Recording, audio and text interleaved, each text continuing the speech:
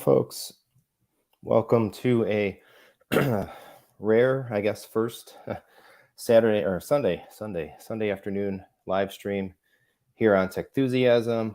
Just a chill kind of hangout. A little bit of last minute. I just published this up literally a couple hours ago. I had put the poll up out to the channel community to say, hey, you know, what days and times might work well for folks being interested in attending a live stream. And the Sunday 3 o'clock was actually the leader kind of by far. So we had a nice leisurely day. Hope everybody out there is having a good day. We were up early for some sports ball for the kids. They had a good game, 7-2 win. My daughter had a good play on the field, came back just doing family time and thought, well, we'll go ahead and put this up.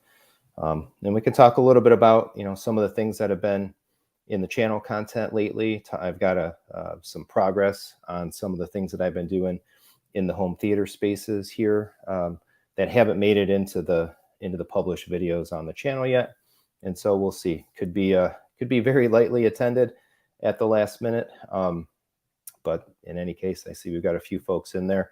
Sound off, say hey, hit the like button on your way in, please. If you've got any questions about you know, anything that we talk about here on the channel, AV, hi-fi, home theater, gaming, and all of that, go ahead and fire them into the comments. And yeah, we can just have kind of a chill Sunday afternoon here together. It's kind of one of those hunker down days here in Michigan. We had a couple rounds of snow the last few days, a bigger storm midweek, and then it followed up with some more snow on Friday. Woke up to a little more snow today. So one of those by the fireplace, play a board game with the family. That's what we were just doing, actually. Read a book, maybe play some video games kind of thing. So I wanted to comment about some of the stuff coming up on the channel here soon. I finished over the course of this weekend pulling together. I've got like actually six edited, uploaded, and ready to go videos that'll be coming out over the next few weeks. I've got some more home theater PC gaming content coming. That'll be the next couple of Fridays. Got that awesome 4090 NVIDIA GPU running in the gaming computer. And I started my migration, my migration of focus in the living room. I actually brought my computer up, took it off the top of the rack, brought it up to the living room. It's kind of ugly. It's like sitting in the room off to the side, but plugged in directly there. And a couple of live streams that we've had with Brad and Taurus talked about like some of the problems with video game controllers working, you know, farther away from where the device might be actually plugged in. And I definitely had that. So we were kind of experimenting to see, well, if we bring the PC up, does that help to alleviate some of the problems with the controllers? But I've been doing a lot of tinkering around on the gaming PC for like remote power on and things when the gaming computer was downstairs, and trying to make it as much of a console as I can, actually using the Steam Deck UI and a few other things. So I've got some content coming on that, as well as living room PC gaming, HDR. I have a follow-up coming for the operation of the LG TV. Spoiler alert, the TV is working great. So just putting it out there to folks based on the last few videos. If you have a 2022, particularly in this case, 2022 LG TV, and the thing isn't powering on, the thing isn't changing inputs, you know, it's freezing up and locking up on you, all of those types of things I was experiencing with my 83-inch G2. I can say advanced support at LG was exceptional. They had a tech scheduled and dispatched out to the house in no time flat. The guy was here all of 20 minutes, replaced a board, and it's been working great. So I've recorded some content on that, kind of showing off some aspects of like how I've got the TV set up and the Control4 settings. So hopefully that content will help folks, again, kind of raise awareness if you're struggling with the operation of your LG TV. And if you need some contact points at LG, if anybody does, definitely email me directly through the channel. So I also got a kind of a how-to coming, a Kaleidescape focused one about customizing metadata, some of the cool things you can do in the K platform that folks enjoy normally with like a platform like Plex. Maybe you want to set your own posters, modify some of your metadata. You can actually do that for the movies that you have downloaded in the Kaleidescape platform. And there was some chatter about that in one of the owners forum threads. And I figured, hey, I'm the perfect guy to make that video and kind of show the how to put custom posters on your Kaleidescape movie wall. So yeah, all that stuff is coming in the next few weeks here. Pretty sweet, as well as some kind of op-ed content about the Disney Plus moving to support DTS audio, and then the announcement that the Fire TV is going to get an upgrade to allow lossless bit streaming, feature that many of us have been wanting on the Apple TV. So now that the Shield and impendingly the Fire TV Cube, I believe, will support that, maybe we'll see some movement in the Apple camp or maybe the Roku camp to do more lossless audio bit streaming, giving Plex and Infuse and those apps the ability to take advantage of that feature for the folks that are ripping their content and using those apps on those devices. Pretty good.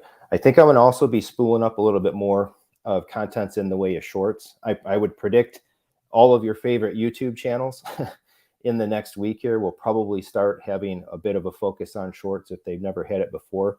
I've tried to do a balance of stuff on the channel here, adding in live streams for the larger part of 2022 into 2023, still putting out at least a target, hopefully, of 2 edited, produced videos a week, but then also kind of littering in shorts. But if you didn't know, YouTube is actually allowing creators to monetize, everybody to monetize their shorts starting February 1st. So I think channels that might have left the idea of doing short content off of their menu, so to speak, are probably going to start focusing on that a little bit more, because shorts is a big part of YouTube, and YouTube's trying to push content creators to really diversify, I think, and kind of cover all the different types of format between regular videos, shorts, and lives. So it'll be interesting to see. I'm very curious if what the revenue share ends up being. Shorts do pretty good here on the channel, and I think they're a great way to reach more people. But it's always an interesting challenge to make different types of content and appeal to people, provide useful content in different ways. But I want to take a lot of the kind of the topical, the how-to, the instructional things and stuff that I've covered in a lot of my general videos, produced and edited videos, and try to make that stuff resonate in the shorts. So we'll see how that goes going into February. But February 1st, expect to see a lot more shorts in your YouTube feeds, I think. So Chintaput says, hi, how's it going? And again, hit the like button when you come in, please. Sound off in the comments. Say, hey, you join. Hopefully you're enjoying a nice lazy Sunday here. Again, we're hunkered down here. It's cold and snowy. Perfect day for some coffee, a fire, family board games, and a book kind of thing. So again, yeah, we'll have just a little bit of a chill hangout here and chat. So as an announcement, one of the other things I'm going to be able to talk about on the channel coming up, I did just yesterday, I think it was, or might have been this morning, but this weekend, I sent the payment over to Matt Blair, Blair High Performance Solutions. He's been mentioned on the former live streams as a really great integrator, provider, reseller in that, but I ordered my Anthem MDX 16. So I don't know how long it'll take to get it. I'm hoping not more than a week, because my wife has been really hankering to have the whole house distributed audio turned back on. My Control 4 amp died some months ago, and the system's been down. So the family playing music all day long, as I recently discovered, or didn't realize quite how much it was adding up. They've been playing music in the living room, and the TV's on because you have to have everything on to be able to do that. And in a short order of a few months, we racked up about 700 hours, give or take, on that LG OLED, just sitting there showing music visualizations and lyrics. So I got to get this audio in the house set up so that they can just AirPlay to the kitchen and not burn up the expensive big flat panel that's sitting there in the living room. So I did decide to go with the Anthem MDX 16. I'll definitely be cracking that open and sharing that as we go. I like that Anthem brand so much, so I guess I'm speaking with my own dollars for a third time. I bought the AVM 70, liked it, decided to go with an STR for the living room. And again, 2 good experience. Hopefully will lead in to a third one, leading me to go ahead and go with the MDX for the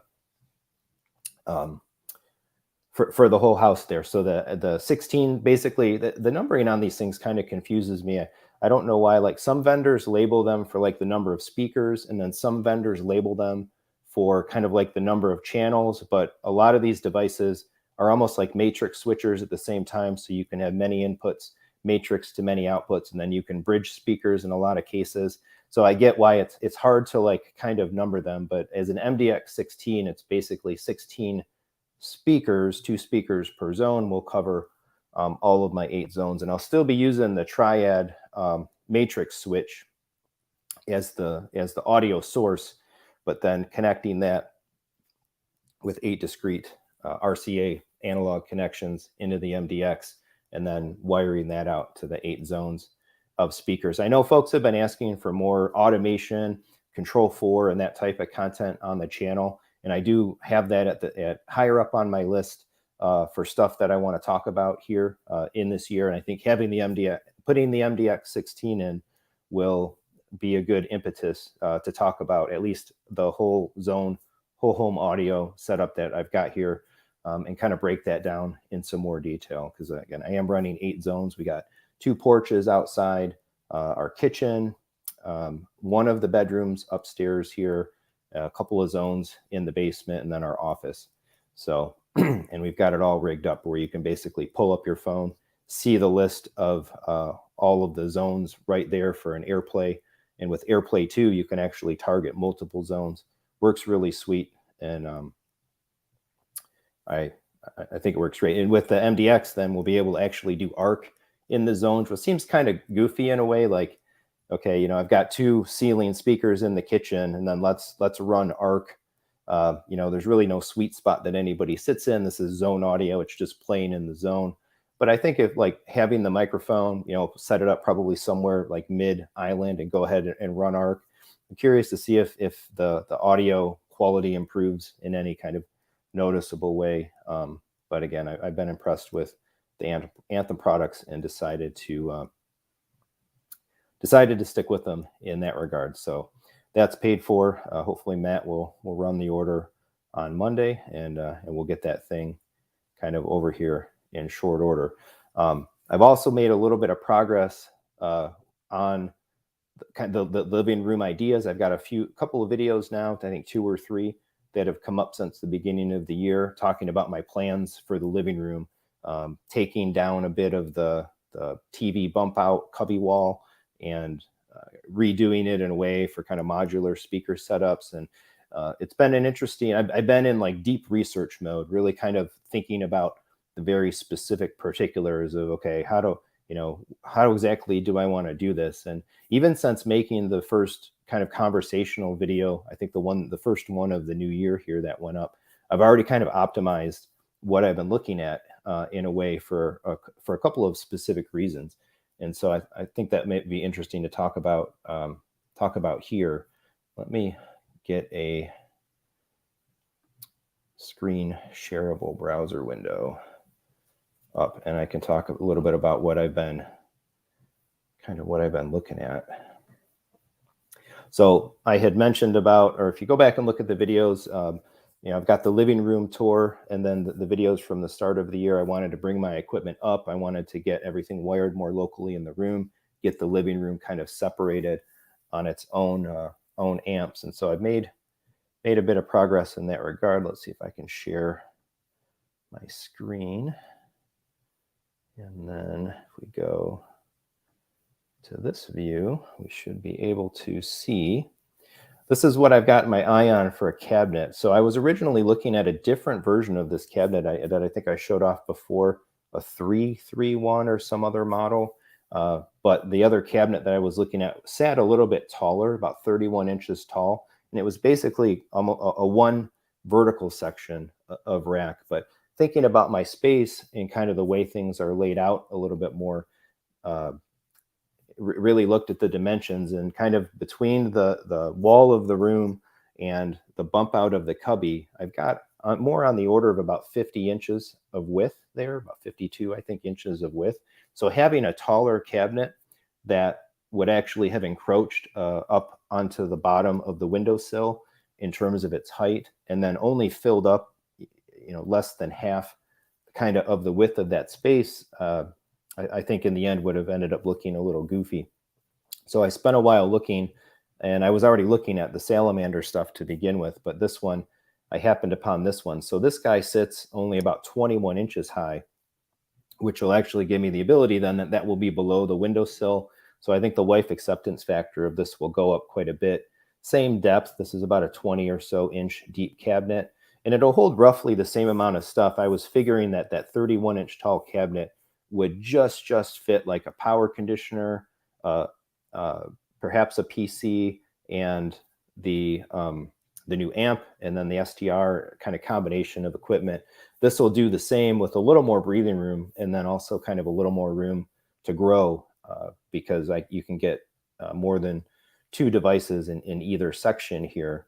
So I don't know what our finish will be. Probably looking at like the walnut with the matte black. I don't think we'll do the silver. We usually tend to prefer dark woods, or maybe the all black.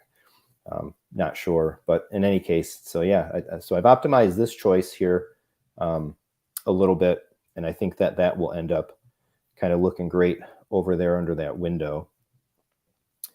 And then I've really been thinking, just make sure, sorry, I only have one monitor, so you kind of get this screwy screen share, and I got to pop back and forth, but SC Audio asked, what's the height on that one? So yeah, I can go back here. So the full dimensions on this cabinet, 44.5 wide, 21 high, and then 19.75 deep. And this is like a $1,600 piece of AV gear. I think the salamander stuff commands a little bit of a premium price, but I think it's pretty well made. And I think Salamander does a lot of cool things specifically for the purposes of holding, AV and technology and equipment and stuff like that in more of like a full-on rack kind of insides. You can actually get rack mounting systems inside of these cabinets. I don't think I'm going to do the rack guts. I think I will just stick to the shelves, but I like the idea of buying a real piece of AV furniture, but then, on the inside, but then on the outside, looks decent in the room and makes everybody hopefully in the household happy, despite having the equipment and all that in the room itself. And so I might do a couple of specifics with this as well, get to kind of the ideas of what's going in here, and perhaps cooling. Like they have a variation of the back panel that has cooling fans in it, which is pretty neat. So you can exhaust the hot air kind of out of the back. Excuse me, I'm still getting over this cold as well. Four straight weeks of blowing my nose and coughing. It's just ridiculous. But so you can get the back panel that has the fans on it. I don't want it to be loud, but because I think I'm actually going to put the PC in here, heat removal could be important. But so that's the cabinet, and then I'm still, of course, going to be sticking with my trusty Anthem ADR. Another comment here, Travis says, take a peek at the BDI Mirage 8224. I'll note that. Definitely take a look at it. BDI is another company I think that I'm familiar with. I'm trying to remember back when we lived out east, and I wasn't able to. We lived in some smaller places, and we just had like a 57-inch flat panel and a 5.1 audio system. We had a wider like TV stand cabinet, and I had all my stuff in it, but I don't remember what the brand of that was. It might have been a BDI, but there's a few really good options out there, I think, for real AV furniture. Just hitting some of the comments here. Chintapet asking, how's the G2 after the fix? So I commented on this at the beginning, working great. So fingers crossed, knock on some wood and all that. But I have not had a failed start of the TV since replacing the power board. And again, if anybody's struggling with their LG OLEDs and needs some help, contact me directly. I have information for advanced reps at LG. I've probably given them to like several people now already that have, some of which have been successfully in contact with LG and getting fixes. So I already have a video, an update video made, recorded, and ready to go about that, kind of showing it off. And even the most complex power on sequences that I have are working good. And I've got that all ready to go and demonstratable in the video. I think that video will come out the week after next. Google Eye says, thanks for the Infuse videos. Has made me purchase it. Cool. I think one of my strengths is I'm really good at helping people spend money on technology. I joke that way with all my friends, even locally, the ones that aren't into it. The more you hang out with me, the more likely you are to go buying tech and AV and speakers and audio and video products. I have that effect on people. Yeah, I think Infuse is awesome. So good there. And those videos are doing pretty well. So I think I want to probably revisit that a little bit more also. And if Infuse, releases some updates and there's some more things to talk about. It's a cool app. And I like covering it on the channel. Personally, I'm really not actually using it very much. Our movie watching, again, generally kind of centralized around mostly the Kaleidescape and stuff. But I have it, and I'll continue chatting about it. So let's talk about amps. So that's been the main thing that I've kind of been deep in contemplation and research and all that stuff about. I did end up talking to a Parasound rep about the interaction between those certain focals and those certain A52 amplifiers and the buzzing that emanates in the living room. And they recommended a couple things. The rep specifically wanted me to okay, do another round of the disconnect everything and all that. And I just haven't really taken the time to do it and call them back. And I don't think anything is wrong. I don't have bad amps. I don't have bad speakers. Just a matter some amplifiers on some speakers, whether it's crossover network structure and sensitivity and whatever, you might get a little more audible noise than others. But so I've been going back and forth and all around in circles thinking about specifically the amps that I might want to try for the living room, and then leading that in to say, well, if they're good, or do I want to do this a little bit more wholesale and try a different type of amplifier also for the theater. And the theater part, kind of, we'll see. I'd say that so far I've kind of lightly put the Parasounds up for sale. But I mean, so if anybody out there is interested, in some Parasound Halo amps, and particularly a full stack, right? I got the A31, I got 2 of the A52 pluses, preferably a local person rather than shipping 3 big super heavy boxes. Pickup would be awesome. But again, I think those amps are fantastic. I think they are incredibly well engineered, incredibly well built. I think they're like marbles. they're engineering marbles, and just rock solid. But just that interaction with those certain focal speakers didn't hit it for me. And in interest of the channel, I've had them about a year now, and I think it will be interesting to try something else, and to try the Class D thing. And so all of my research, I've looked at Apollon, I've looked at VTV, I've looked at Buckeye, I've looked at a plethora of kind of Class D options, and I keep coming back to NAD. I like the idea of buying from a more longer standing established company, maybe than more of a kind of an independent builder. And there's a little more out there in terms of reviews and people using them and stuff like that than some of the more say boutique builders or the independent builders. Apollon, ordering Apollon would involve ordering from the UK, and there's extra shipping and support considerations, I think, involved there. But I've also been paying keen attention to the packaging of certain amps, what is rack mountable maybe versus what is not. Although, as it turns out, I don't think that will necessarily be important for me. However, different height and depth and all of that will affect perhaps how these amps fit in the cabinet. And I've got good lines of sourcing for NAD. I know now actually Matt and Dan, who's been on the channel here as a local friend and integrator, both have the brand. And so I'd be able to work with people I know in order to procure the NADs. So in one of my earlier musings about what I might do for the living room, I think I specifically talked about looking at the M23. So let me pull this up here on the side, get a screen share rolling again. Not that one, let's go, there we go. So the M23 is the stereo version of their amplifier, 2 Class D Purify, the like 400 module I forget the specific numbers, but there's 2 variations of this Purify Class D amp. So there's but the NAD uses the same ones, the E400 or whatnot. But this is the stereo version. So what I had been talking about, or what I talked about in my initial video, was that, well, maybe I'll go with, so I've got the SDR, I've got Triad rack amps for the Triad subs at the moment, and I'll just get an M23. I'll power the 2 Focal speakers on the M23. I'll keep the Triad rack amps. That'll work pretty good.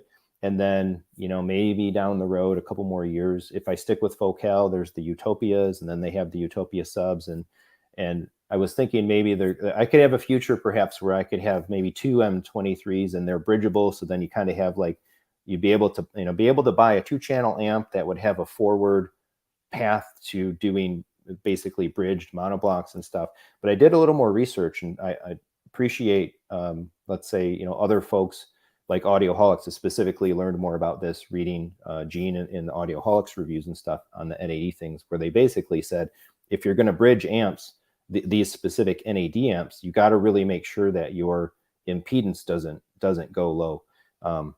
That it's only really safe to bridge, say, an M23 if you're on a true like 8 ohm speaker. And even right now, the Focals that I'm running, and if I were to go to Utopias or, you know, something higher end like that, there's probably a higher likelihood that they're going to be lower impedance, which makes the whole idea of like a path forward of bridging M23s just go out the window. And so I'm glad I did that research and kind of, but I'm happy that I was able to come across that information. So super props to, again, like Audioholics and Gene and those guys.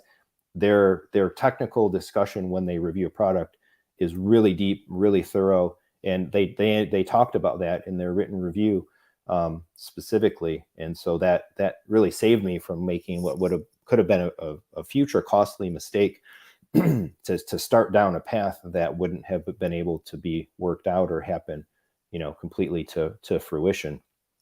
So I have a different thought in mind now, still NAD, but not the, sorry, I'm whiplashing everybody here with my screen shares. But instead of going for an M23, I think for the living room, I'm going to go ahead and just get one of these folks, one of these guys here, the M28. So the 23 and the 28 are basically the same amplifiers, right? It's the same Purify modules. It's the same design and in general, all of that. The 28, though, is a 7-channel amplifier. It's not a 2-channel amplifier. So, you know, that of course means a little bit of some minor differences, I guess, maybe in the implementation. There's a couple things that the 23 does that the 28 does. For example, the 23 has like selectable gain options. You lose the tunable gain options on the 28, but by and large, it's essentially the same, you know, the same core thing, just 7 amplifiers instead of 2. But this gives me a much better roadmap, I think, for the future.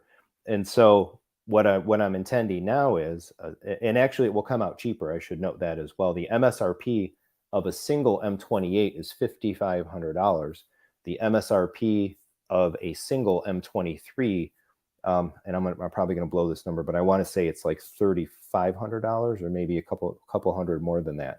But if I was looking at a future of dual M23s, now you're talking like $7,000 plus, versus a single M28 giving me all the amp channels that I would need is $5,500 from an MSRP perspective. It's cheaper, it's one box, and there's a lot of other simplicity that comes with it.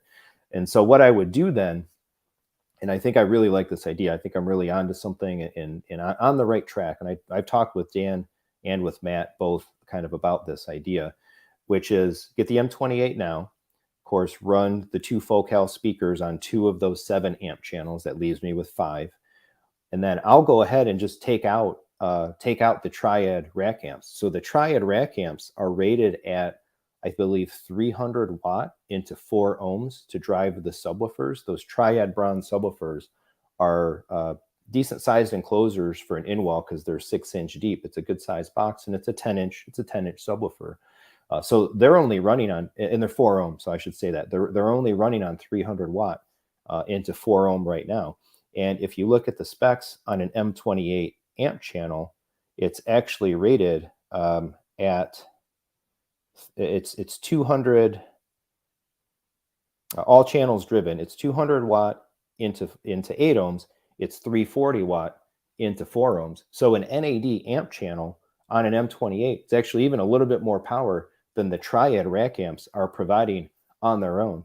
And I'll have it all in one box. It'll be so sweet. And I don't need bass management. I don't need any bass management in the amplifier for the subwoofer, which is awesome, because right now the Triad amps, they have it's manual. There's dials on the front. You can set a crossover and you can do a few adjustments and stuff like that. But the reality is I don't even use that stuff. It's all on basically bypass, because the Anthem STR does all the bass management. The STR manages crossovers. It manages phase, subwoofer phase with arc. It does delays and all of that. So because of the STR, I don't need any kind of smart amplifier. I don't need any kind of bass management or control coming out of the amp.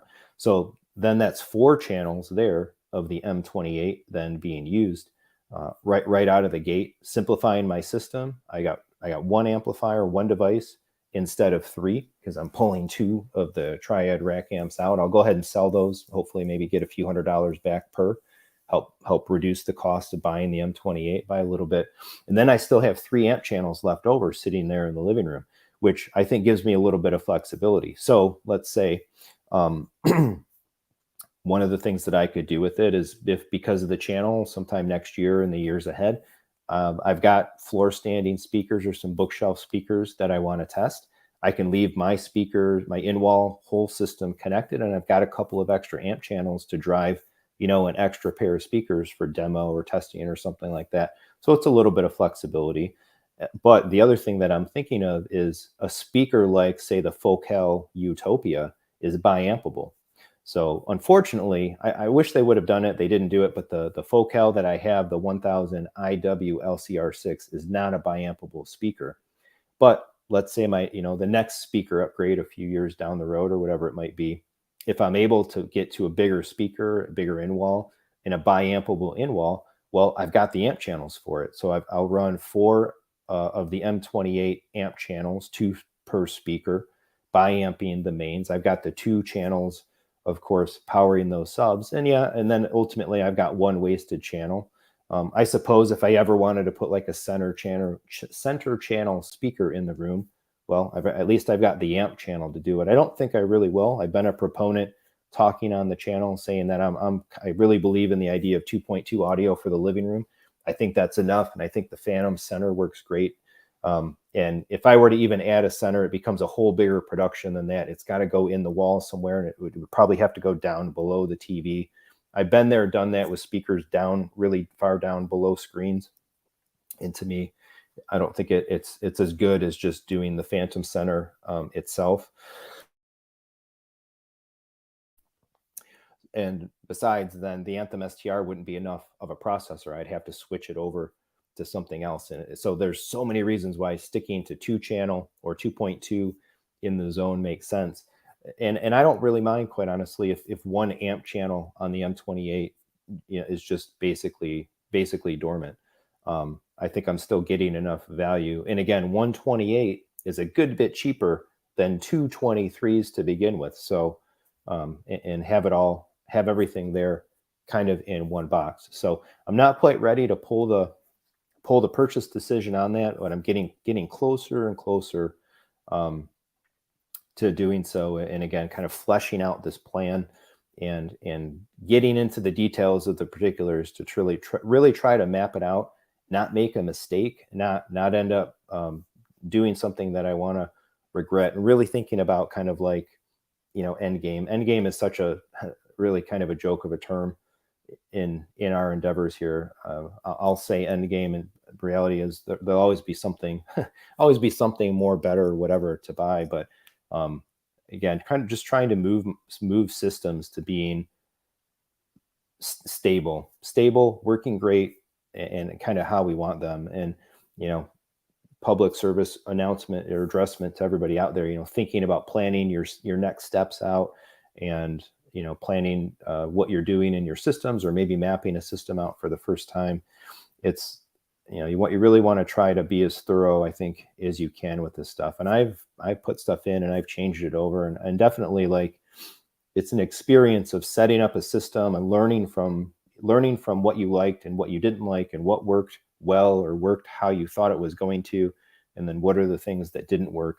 I think only by doing that over a course of a few systems do you really start to kind of figure out, what works for you, and how do you want to structure things, and leading one hopefully into making better decisions. And I think I'm on that track. I think that these steps forward will really get the living room into a full-on kind of point of stability. So that's what I'm thinking about amps. And then maybe I'll wait a little bit. I'll get the M28. I'll get the living room running off of it.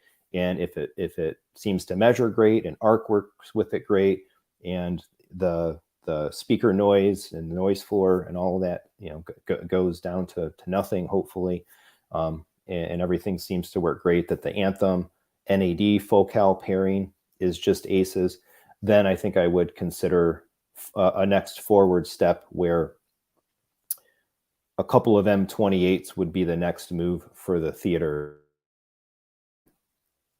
I feel a sneeze coming on. That would be the next move for the theater amps, and potentially go ahead and swap or kind of pull the side grade or whatever, to migrate off of the 3 Parasounds to 2 M28s. That would give me 14 amplifier channels for the theater. I would be using 11 of them, 3 left over. And if I ever wanted to add another pair of speakers into the room, I have some free amplifier channels to do it. Or a little further down the road too, I figure if I ever upgraded the LCRs behind the screen to a bigger speaker, whatever, Powerball sitting at $600 and some million again, cool, hit it, great. Let's put three Focal Utopias behind the screen, upgrade the IW LCR6s. Now I've got biampable speakers in the theater as well. And hey, wouldn't you know, there's 3 biampable speakers, and I would have 14 channels of amplification using 11. We got 3 extra amp channels to biamp the LCRs. I think that would, I think that all aligns. It's just like everything just kind of feels like it's falling into place very, very nicely and cleanly with this roadmap of ideas in mind. So, Gopinath, how's it going? Asking, have you considered the Marantz Amp 10 Class D? Yeah, there's starting to be some more coverage of that. I think Audioholics was had a couple of community posts up that I think they have that in their hands right now. I know a couple other channels that I follow as an enthusiast and as a friend of the channel, I think have started to get some more of that Marantz stuff. So I'd say it's possible. It wouldn't be what I would choose for the living room because it's too big. I'm kind of loosely justifying buying a 7-channel amp and admitting that I really don't have need for all of the channels, maybe ever. Best case scenario, I'll use 6 of the 7. So I definitely wouldn't need an amp 10 for the living room. And then for the theater, kind of the same idea. I'd have to think about channel counts and all of that. But I really hope, I hope that product comes out doing well. It measures well, it plays well. Because I'm really impressed by what Den and Marantz are doing with their new stuff. I certainly wouldn't mind testing one or having one to demo and play around with. But I think, and I maybe need to look at it a little closer. But I also, for me too, one of the things that I try to really hold up as a virtue between my systems for the stuff that I really want to own long term is a level of parity, say between my living room system and my theater system. And a couple of different reasons for that. I don't want to always feel like that kind of one is just the premier one and I always want to use that one and I never want to use the other one. I want the theater to be, at a certain level of kind of premium and luxury brand or whatever, and quality that I'm able to accomplish down there. But the reality is we use the living room so much more. And so I really want the living room to be a focal point. I want to get into more hi-fi, more of a hi-fi experience and such in the living room. So that said, I really, really like the parity of having, an NAD Masters in the living room and the NAD Masters kind of in the theater as well. Doesn't have to be that way. It's just kind of a personal, maybe I'm just a little OCD or too much of a stickler about it. But I don't know. I think we did that in our house too, honestly, when we built our home. It's kind of funny. I remember talking to our builder, and it's like picking things and flooring and trim and all the different elements of the house, and talking to builders and contractors and stuff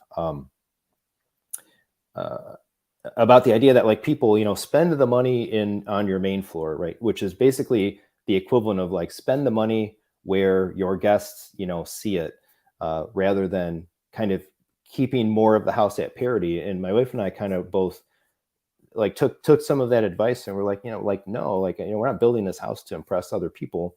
I don't care what anybody thinks about my house when they come over. We're doing this architecture, we're building this house because it's the space that we want to live in. It's the space that we're gonna, raise our kids in and stuff. And so, I don't just live in the living room that my guests see or the kitchen that my guests see. I live in the whole house. I live in the upstairs. I live in the basement.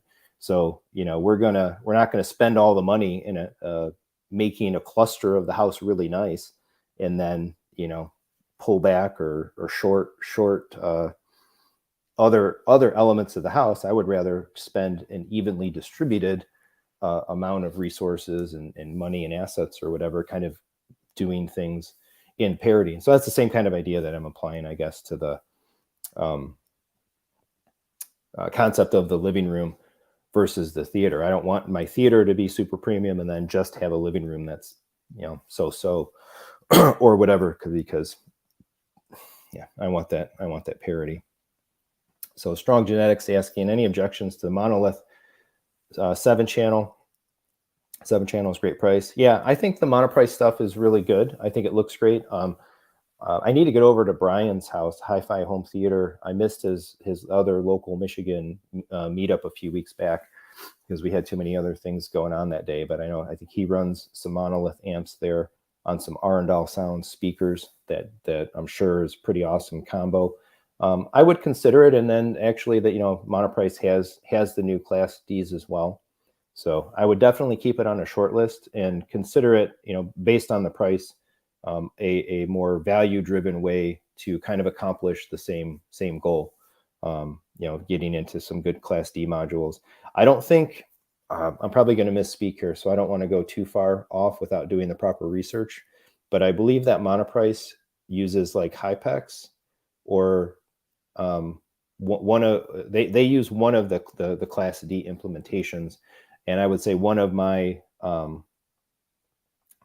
goals, or one of my focal points, is really wanting to try to get an amplifier based on the Purify modules. And I'm not saying that because I've heard Hypex and I've heard Purify and it's so much better. It might not even really honestly be any better in practice, but at least in my case, I have, I think, the ability to look towards what's considered to be the more premium version of the Class D implementation. And so I think that's one reason that my focus has been kind of led in the direction of NAD. So Gopinath asking, love to hear your thoughts on Class D versus AV Power amp. Yep. So we'll see. That's the whole thing I'm talking about. So I haven't, in my systems, I have yet to hear, I haven't had one of these really nice quality Class D implementation amps yet. I had Emotiva before the Parasounds, and to me, I think the Parasounds represented a step up in overall design, construction, build quality, and all of that. I think the Emotiva stuff was awesome as well. But it's all I've only ever had here AB, or in the case of the Parasounds, AAB style amps. And again, as soon as I can get get some of this stuff really moving. And it should all happen this calendar year. I think it'll really happen more eminently than that, quite honestly, at least to get maybe the first of these NAD amps in-house here. Rest assured, we'll be talking about it a lot on the channel. And I have all my arc curves and everything, you know, from the Parasound setup, and be interesting to be able to compare and contrast those, as well as do listening tests and all of that. Maybe if I have the probably I won't turn everything over fast enough that I will still have the Parasounds in my hands, likely in the same time that I have at least one NAD M28 in my possession. I'll be able to flip flop back and forth, and maybe even be able to do like a Michigan meetup amp challenge face off kind of thing. I think that could be pretty cool if I'm able to kind of fully pull that off. So if you have more questions, fire them out. I was hoping to try to hold this to about an hour, or hitting like the 45-minute mark. I can ramble. I can keep going for a while.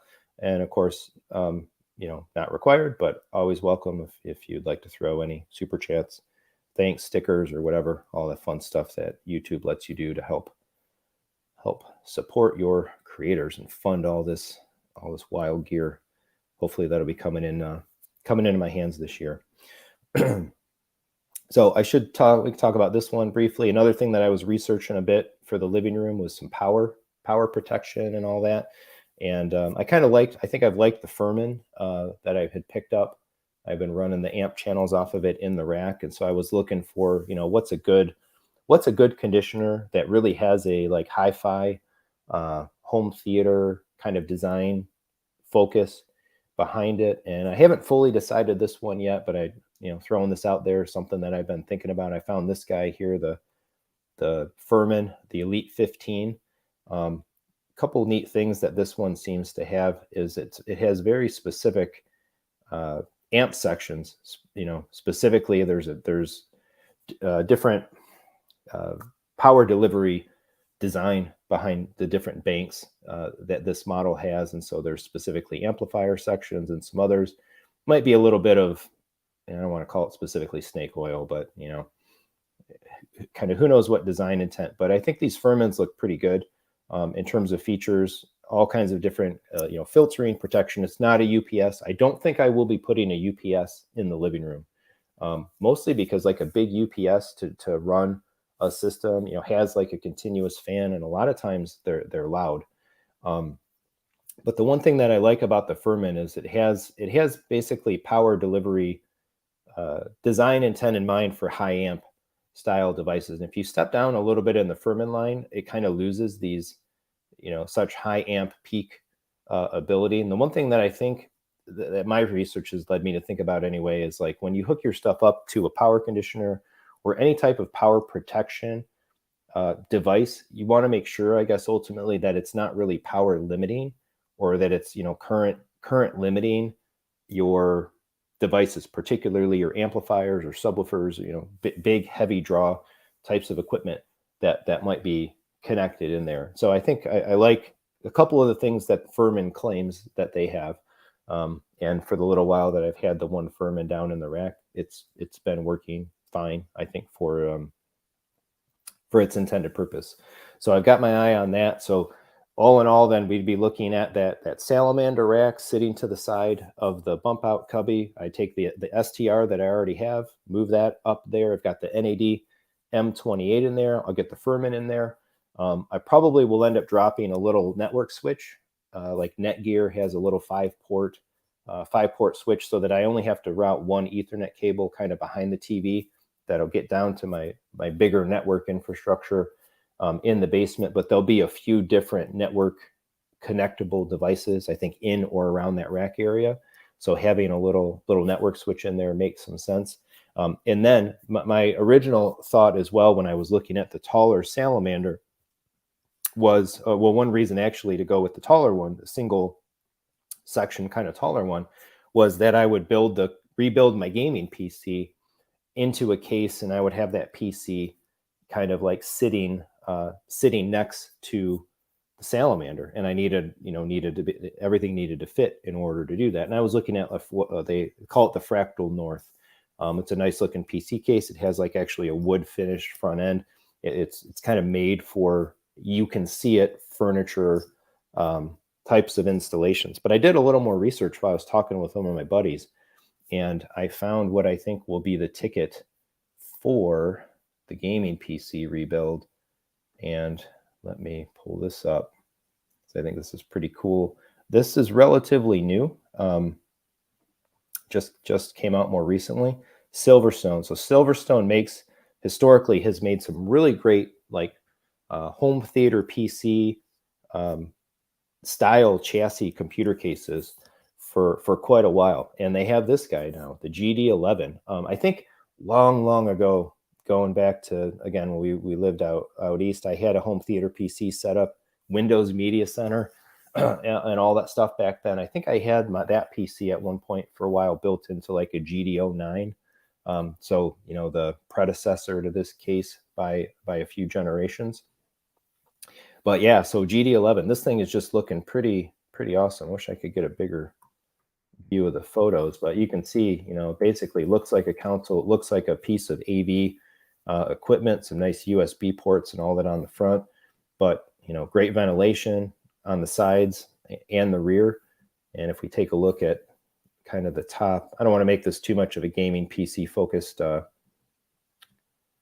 discussion. And again, we're kind of coming up on the hour, but suffice it to say, this home theater PC style case will hold that big honking 4090 card that I just put in my PC, in conjunction with being able at least to run like a 240 millimeter all-in-one cooler for the CPU, fit a full-size power supply, full-size ATX motherboard.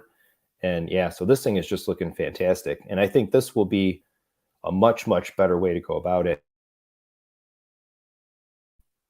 No separate actual computer standing to the side of the furniture in the room. I think my wife will appreciate that much more. Rebuild the PC into that case. That case fits inside the Salamander. Salamander has a nice open front flow through of ventilation, pull in that air, blow it out the back. So when I was alluding earlier to the idea that, you know, Salamander has the back panels that have the exhaust fans, that might be just the perfect ticket to have the fan exhaust back panel on the side of the cabinet where the PC is, pulling that cool air in, pushing that air through the PC, and then pushing that hot air up and out of the back of the AV cabinet. And so, yeah, more and more of the whole idea, like, man, this stuff, it's really lining up. Like, I think all these different pieces, this equipment, it's coming together, how to put this system together and really get it, you know, into that quote unquote end game kind of setup. And we did have finally, was able to get in touch with the handyman that did some projects for us last year.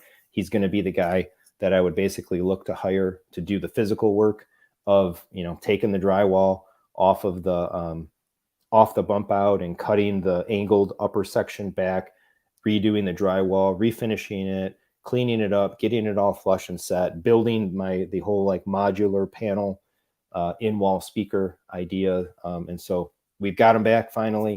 He's busy beyond means. I tell you what, if you want to make some money and you're handy, go.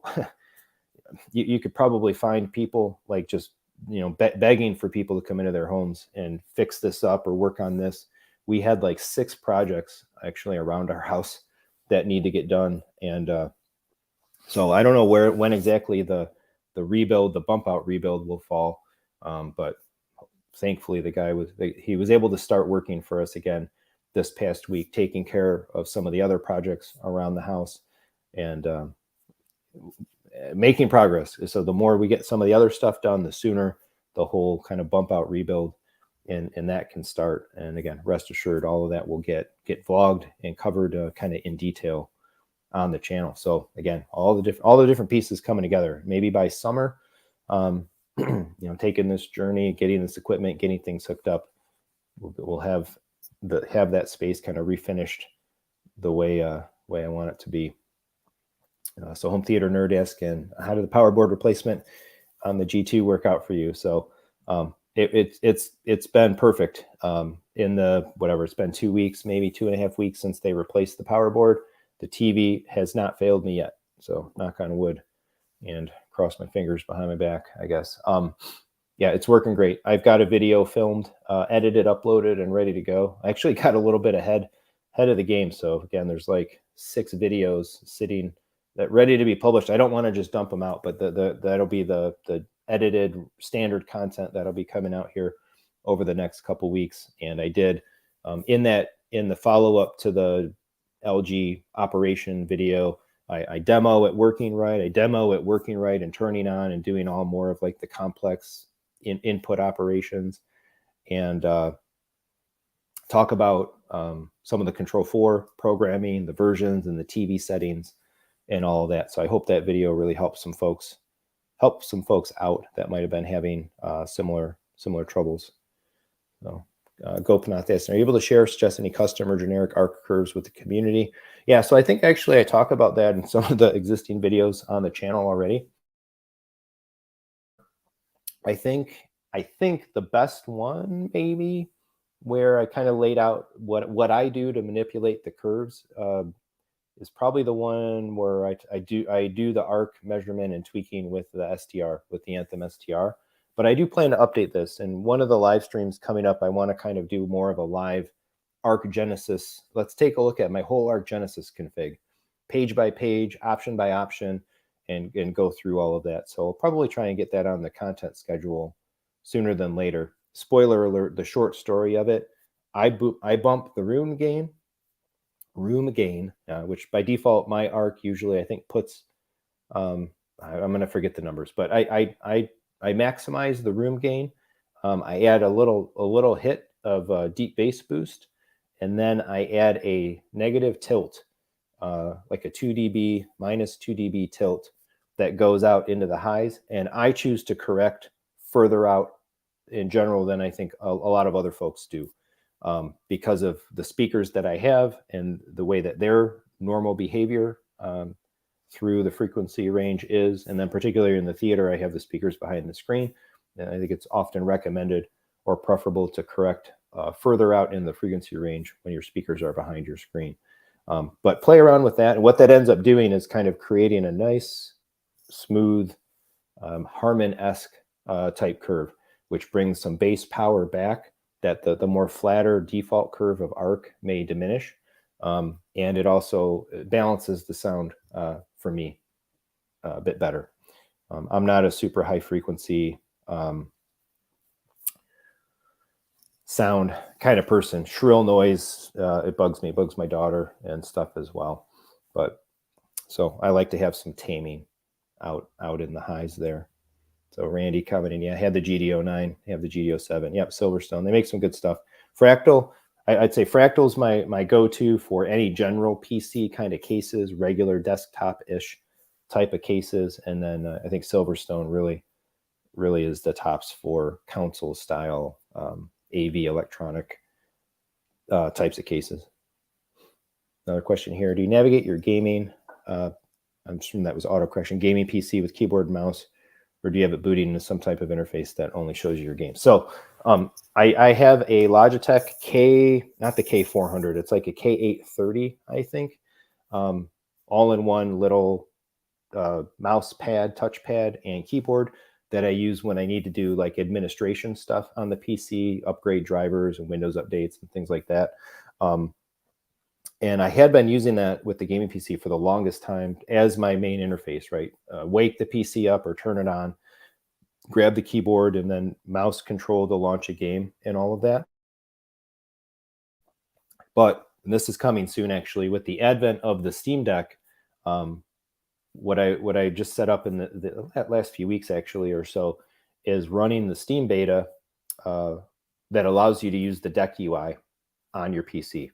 And I just set up the computer now to auto boot in, auto log in, essentially. No password keying in, no passcode keying in. Just turn the computer on from dead off, boots right through Windows into my account, and then auto launches the Steam Deck UI.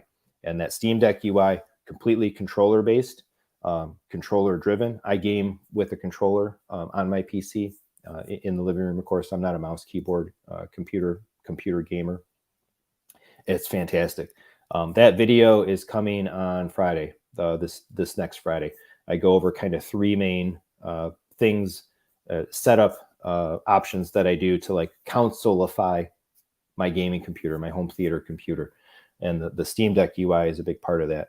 They're working on it. I can't wait till it's that, in my opinion, they need to be working on it with haste. The Steam Deck UI needs to be the big picture UI with a couple of minor alterations and in things, really, for like the 10-foot interface rather than the, you know, the little handheld kind of in front of your face. But man, it's fantastic. It's so good. And then you don't even need to run a third-party launcher, extra software or whatever. You know, load up your PC gaming library on Steam, use the Deck UI, and it's awesome. It's great. So yeah, I got that in the video coming this next Friday. And then after that, I did a whole nother update on like PC to a TV in a living room, home theater, PC gaming, HDR guide. Windows 11 now has the HDR calibration app, which is pretty good, using the HGIG HDR option on the TV. There's so much deflation and people like kind of being down about like how HDR works with computers on televisions and all that. And man, I could say, like, to me, maybe I'm ignorant, maybe it's not doing actually what it's supposed to do and it's wrong and I don't even know it. But man, I swear, I think it works great and it looks great to me. So I made a whole video about that. That'll be coming a week from Friday. I've got that one scheduled for. But yeah, so leaning into some of that stuff coming up. All right, last minutes here, and we're going to call it afternoon. I'm going to head back downstairs and we're going to finish our game of Planet, one of the games, many games we picked up at Barnes & Noble in the big after Christmas sale. All right, Michael Lawless, can you comment on film grain? With the big projector screen, I'm noticing a ton in many movies. Do you see it on K as much as 4K disc? I guess I can't really comment too much on K versus 4K versus graininess or whatever. I don't think I've ever necessarily paid too much specific attention to that. And it's been a while since I've really even consumed any significant amount of content off of disk or off of the disk script since I used the Kaleidescape. Maybe if it sounds like you might be maybe new to using the projector. And so if you're, what I find in a lot of cases is like, is as awesome as it is to get into a projection system for the first time, you know, or even a bigger screen. If you're coming from a smaller screen or a smaller screen setup into a bigger screen or a huge projection-based setup, you know, things are gonna look softer and imperfections essentially get larger just by default, right? Because you're taking that same image, you're taking the same resolution, you're spreading it out over a bigger area, and you know it's gonna be more noticeable. Things are gonna look a little more grainier than they might have on a smaller screen. They're gonna look a little more noisy. They're gonna look a little more soft, you know, just by virtue of the fact that you've got bigger pixels and you're spreading stuff out over a bigger area. But I can't say that I've had nothing stands out to me as an outlier of problem in any of my setups with regards to film grain in Kaleidescape or any other sources. Yeah, I'd have to know more. Maybe, I guess, you know, what's your display? Maybe there's some settings. Maybe you have some kind of picture enhancer, unenhancer type of things turned on that maybe need to be disabled. Travis saying, I think I remember you talking about a new remote. Yeah, that's the Control 4 Halo, not a Kickstarter. The Control 4 Halo remotes are due. My friend and local Southeast Michigan pro integrator, Dan DiCarlo at AudioVision, has his order in. We're expecting the non-touch versions of the Halos to come in first. Those went up for order in the Control 4 system, and Dan got a bunch of them, orders for a bunch of them put in. And I'm just waiting. As soon as he gets it, I'll get it and be able to play with it. And I think hopefully what we're thinking to do is once we get a hold of it, play with it, get it set up, mess around with it for a little bit, a couple of days at least. I'd like to do a live stream with Dan and we can show it off and take questions on it, demo, you know, get into some of the Control 4 programming UIs and again, step up on some of the automation coverage and whatnot on the channel. So just hit Michael's other comment here. Definitely new to projector, first one, 140-inch screen. Yeah, I think you're maybe just seeing some of that. It's funny, you know, like even with my two zones, I've got a 163-inch scope screen in the theater, which is the equivalent of about 135, little, maybe more like 133, 16 by 9. And then I've got the 83-inch LG G2 in the living room. And in a lot of cases, you know, we'll watch a movie in the basement, JVC NX7 projector, great screen, great environment, pitch black, you know, light controlled room and all that stuff. And, you know, everything looks better on the OLED, but, you know, it's 83 inches instead of 133. But you're taking the same 4K resolution. It's brighter. It's you know, it's condensed into a smaller surface area. It's going to naturally look a little sharper.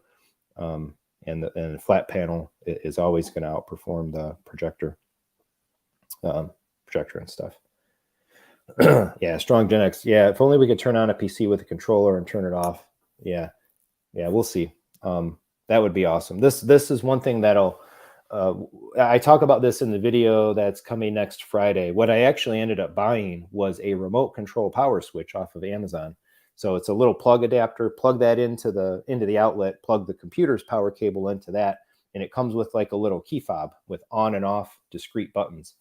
And I've been using that since about Christmas time because what I was finding, as well as using a PC in a living room environment, works better if the PC boots from being off. Fresh boot every time. Putting it to sleep and waking it up is a lot faster. Leads to some instabilities. That booting fresh every time, I think, helps to address. The other thing that you could do would be, particularly if the PC is a little farther away, and if it's a dedicated computer like that, instead of a key fob type on-off control, excuse me, there are a plethora of like Alexa-based or smart kind of plug switches. I considered those as well, but I'm going to render all of that stuff moot. So in some respects, I got the video coming on Friday, but my long-term plan, anyway, is going to have the PC. Is going to be to have the PC in the living room. And that will allow me, when I'm ready to PC game, I'll walk over to the cabinet and I'll hit the power button. I'll just hit it manually. But yeah, it would be pretty sweet to be able to grab an Xbox controller, hold the Xbox button to turn the controller on, and then have that turn the console, or have that turn the PC on, just like it would turn a console on. I think Microsoft could make that happen, you know, within Windows. But yeah, be killer for enthusiasts. I agree. And yep, they have remote power on, power off devices for PC. So I'll talk about the cheap little fob switch that I bought in that video. I'm not even using it right now. I got the PC up in the room, and because I've got proximity to it now, I just turn it on. Use the power button, and then when I'm done, completely power it off. No more asleep. No more sleep mode for the computer. The computer boots so fast anyway that it works out kind of just fine. So yeah, just wait for the 120-inch G4. Yeah, I need to get myself into the 97-inch G2 or whatever at some point. Yeah. So Dave's Garage is a great video on rebooting versus shutdown. Okay. Yeah. Oh, cool. Link that if you know that video. Paste it in the comments of this live stream after. I'd like to see that specifically, or paste it in here, even if you'd want to. Curious if his stance stands up to my hypothesis that you're better off shutting down and booting fresh every time. All right, I was hoping to go about an hour. We're at an hour 10. Any other last comments, questions, thoughts? What are you doing with the rest of your Sunday? I got the family ready to play some board games. We're gonna chill here. Folks were asking to see some Michigan snow. You know, I don't even know if I can show this. Let's see. There we go. Turn off the virtual background and a little bit out the window there. There we go. Neighbor's house. Yeah, we live very close to our neighbors. We're in a downtown city spot here, and we built right along the lot line. But we got a good few inches out there. Shoveled 2 or 3 times in the last few weeks. Probably have to get out there and shovel one more time. I almost killed myself on the driveway yesterday. I was shoveling and I stepped on a patch of ice, and my foot, instead of my foot going forward and falling on my back, my foot went back, and man, I almost went nose first into the pavement. I threw the shovel and I landed on my hands, and my legs were all splayed out. I felt like Spider-Man. I pulled like a yoga pose to not hit the pavement with my face. Just a little slippery spot out of nowhere. Yeah, Michael, or the neighbor's zone 3. Well, it's funny. Like I could pull up my Wi-Fi, my Wi-Fi search, and it's like, yeah, which one of like 14 networks do you want to connect to in a single family home? But yeah, we live in a tight downtown neighborhood, the kind of neighborhood where the homes used to be much smaller.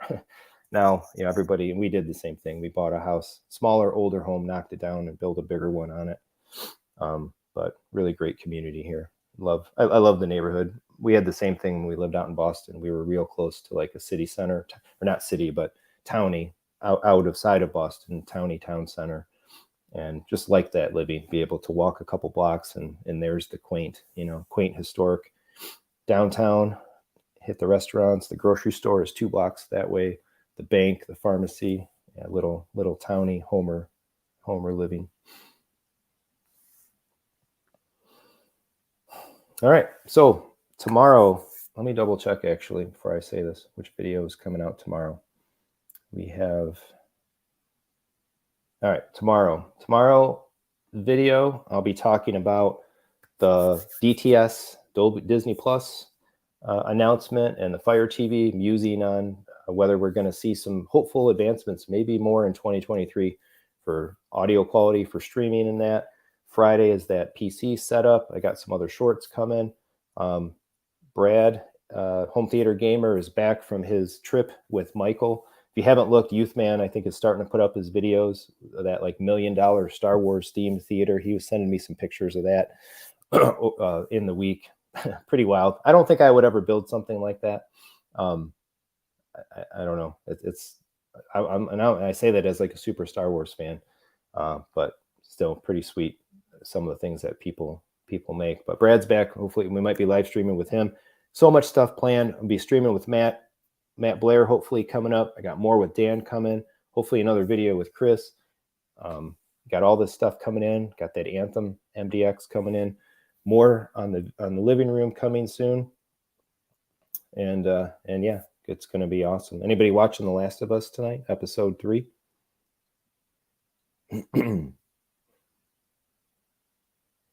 I'm excited for that. I think they did a really bang up job with the first 2. And I predicted this with a couple of friends already, is that in some ways, I wonder if Quantumania doesn't do well and the Marvel Cinematic Universe starts to fade, I think we're going to see a shifting of the sands, that a lot of the movies and the TV series and stuff that we're going to be watching in the next, 3 to 5 years are going to start getting sourced more from video games than comic books.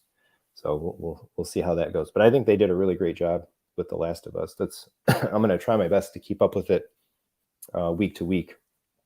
Watch episode 3 tonight, and then hopefully get myself in bed, get up and work out tomorrow morning. I really need to get back on the workout routine. This cold has just been holding me back all year. So yeah, and we'll see what happens with the live stream schedule and all that going forward. So thanks so much for watching. I really appreciate it. Hit the like button on the way out. Like, subscribe, hit the bell for notifications, do all that regular YouTube stuff. Thanks so much for hanging out with me. Awesome Sunday. And we'll talk to everybody again real soon. Thanks so much.